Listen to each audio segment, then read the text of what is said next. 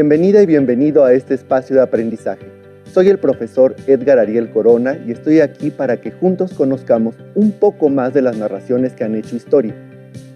Este es un programa de la asignatura Lengua Materna Español, segundo grado, en el que hablaremos de algunos movimientos literarios que nacieron en América Latina. Antes de comenzar, quiero recordarte la importancia de seguirnos cuidando. Además de seguir las medidas de higiene necesarias, no olvides cuidar tu alimentación y tener un poco de actividad física. En esta sesión vamos a leer algunos fragmentos de las obras narrativas representativas de América Latina e identificaremos algunos movimientos literarios que se originaron durante el siglo XX.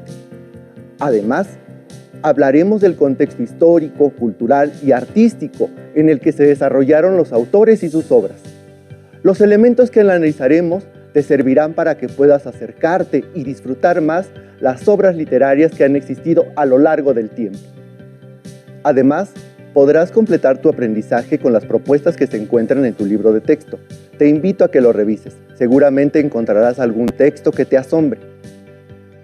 Los materiales que vamos a utilizar en esta sesión son los siguientes: tu libro de texto Lengua Materna Español, segundo grado. Tu cuaderno de trabajo donde realizas las actividades, un lápiz o bolígrafo que tengas a la mano.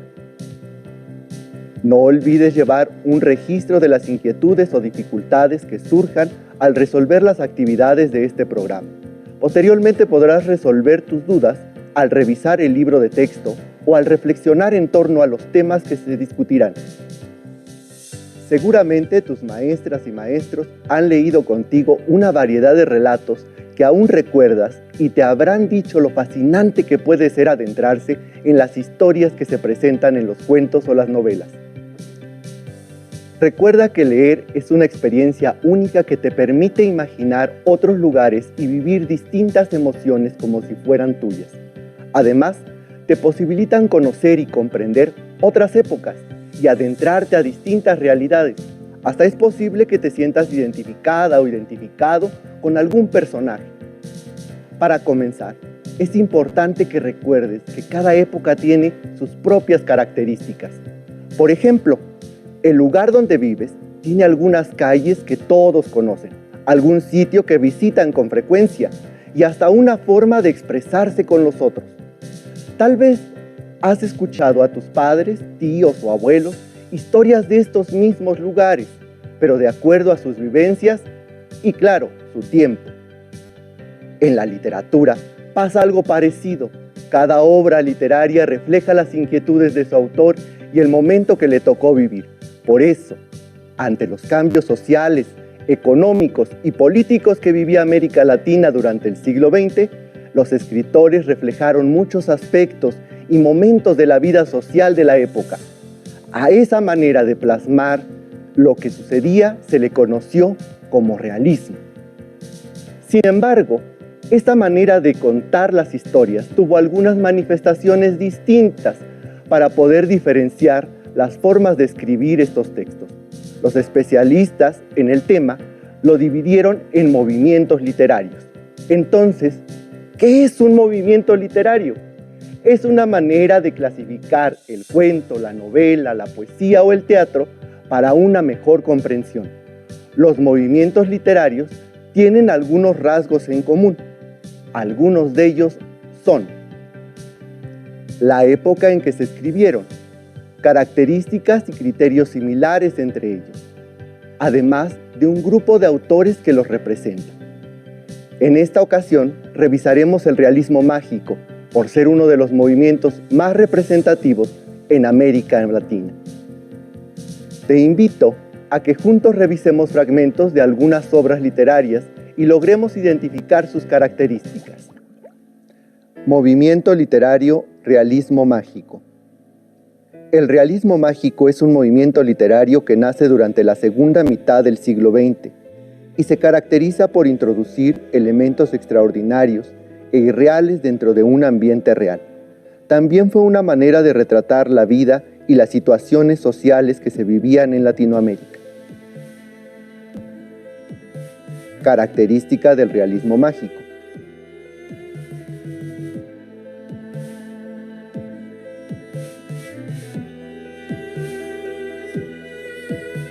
Hoy, domingo, aproveché para ir a la Lagunilla. Encontré el Chuck Moll en la tienducha que me señaló Pepe. Es una pieza preciosa, de tamaño natural, y aunque el marchante asegura su originalidad, lo dudo. La piedra es corriente, pero ello no aminora la elegancia de la postura o lo macizo del bloque. El desleal vendedor le ha embarrado salsa de tomate en la barriga al ídolo para convencer a los turistas de la sangrienta autenticidad de la escultura. Chuck Moll, en Los días enmascarados, 1954, Carlos Fuentes, fragmento. Como te habrás dado cuenta, en esta característica, el autor Carlos Fuentes utilizó como personaje principal a una de las esculturas más representativas de la cultura mesoamericana, el Chuck Moll. Además, ubicó la historia en algunos escenarios conocidos como el Mercado de la Lagunilla en la Ciudad de México. Ahora veamos otras características. Los autores utilizan distintas voces narrativas y puntos de vista para contar la historia. Aquí estoy, sentado sobre esta piedra aparente. Solo mi memoria sabe lo que encierra.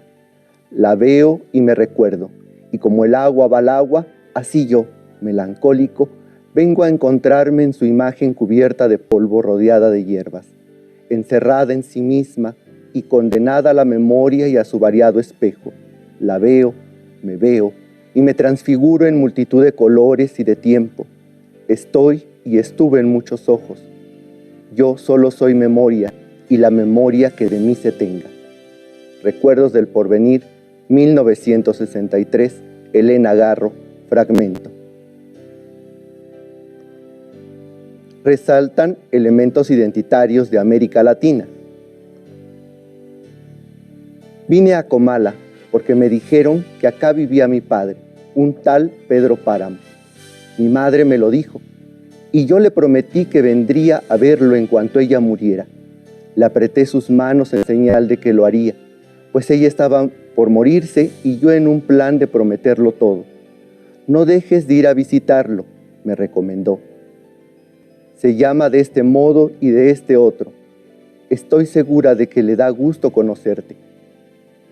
Entonces no pude hacer otra cosa sino decirle que así lo haría, y de tanto decírselo, se lo seguí diciendo aún después de que a mis manos les costó trabajo zafarse de sus manos muertas.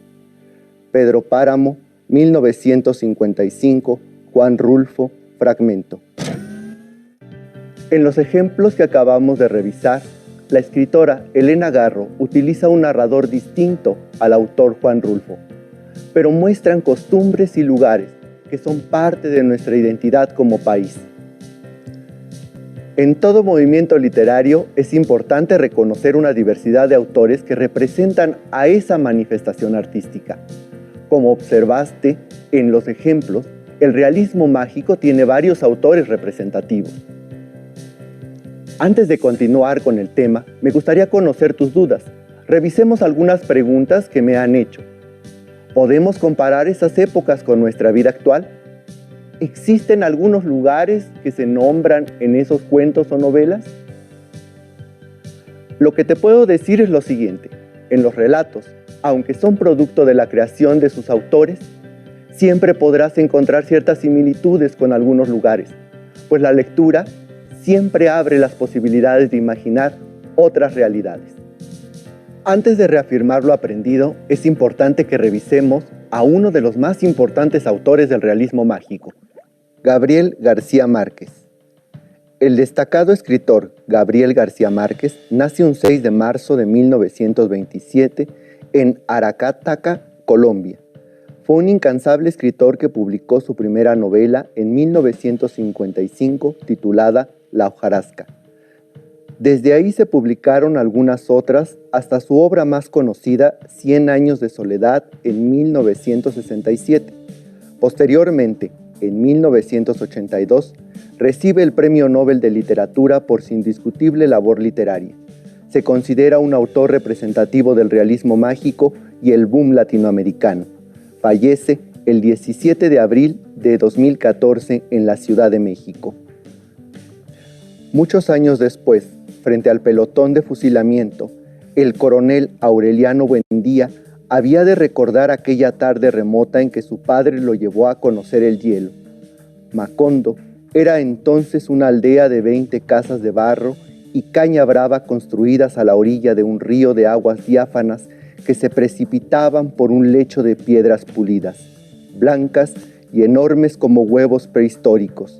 El mundo era tan reciente que muchas cosas carecían de nombre y para mencionarlas había que señalarlas con el dedo. 100 años de soledad, 1967, fragmento. García Márquez recibió muchos reconocimientos y por su excelente forma narrativa, su obra tiene un espacio en las letras universales. Muy bien, espero que vaya teniendo sentido lo que hasta ahora hemos revisado. Ahora vamos a ver el siguiente video que nos permitirá reafirmar lo aprendido. Un movimiento o corriente literaria tiene un conjunto de características formales y temáticas de acuerdo con las condiciones sociales de una determinada época.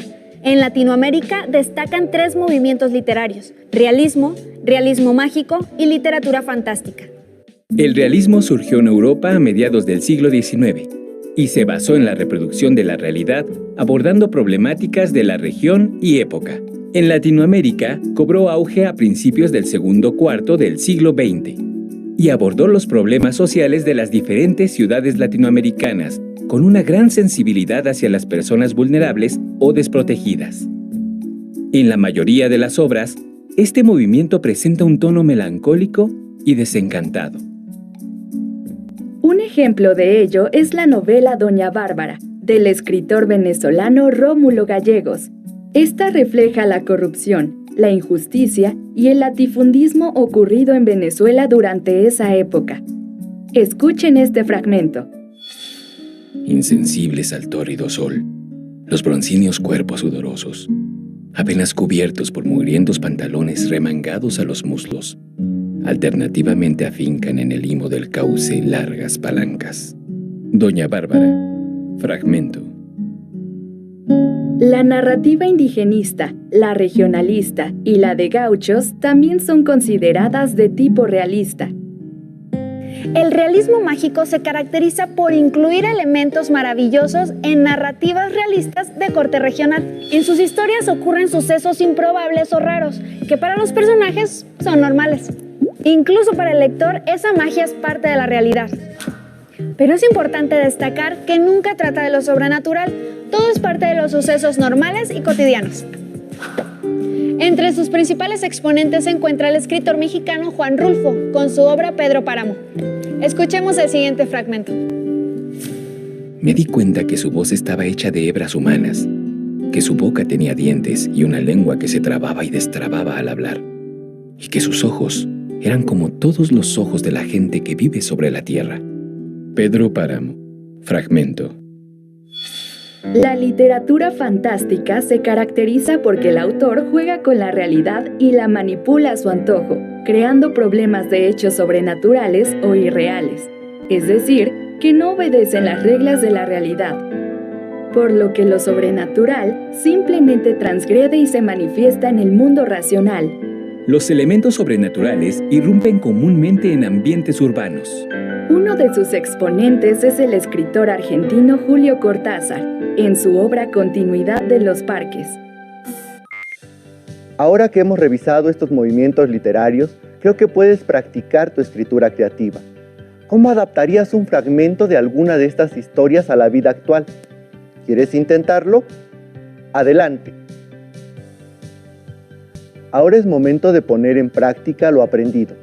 Toma tu libro de texto y busca en el índice el proyecto que refiera a los cuentos o novelas de la narrativa latinoamericana.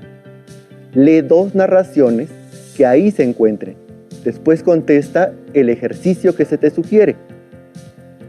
Aquí te presentamos un ejemplo de la actividad que puedes realizar con las lecturas de tu libro. ¿Qué te parecieron los fragmentos que leíste? Explica brevemente de lo que tratan.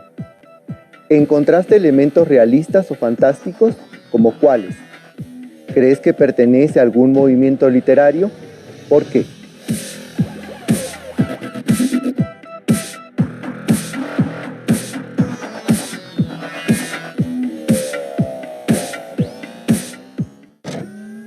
¿Crees que de las historias que has leído podrían pertenecer a alguno de estos movimientos? ¿Cómo lo identificarías? Espero que todo lo que hemos visto hasta ahora sea de tu interés y te anime a seguir explorando. No debes olvidar que los cuentos y las novelas de la narrativa en América Latina tienen una diversidad de temas y autores que se fueron desarrollando a lo largo del siglo XX. Sin embargo, esta diversidad de propuestas se puede agrupar para su estudio en algunos movimientos literarios. Ahora que estás en casa, puedes buscar en tu libro de texto otras lecturas y compartir con tus familiares o amigos aquellas historias que más te han gustado. Recuerda que la lectura nos permite desarrollar nuestra creatividad e imaginación. Si te interesa leer más obras literarias de diversos autores, aquí te señalamos algunas páginas que puedes consultar.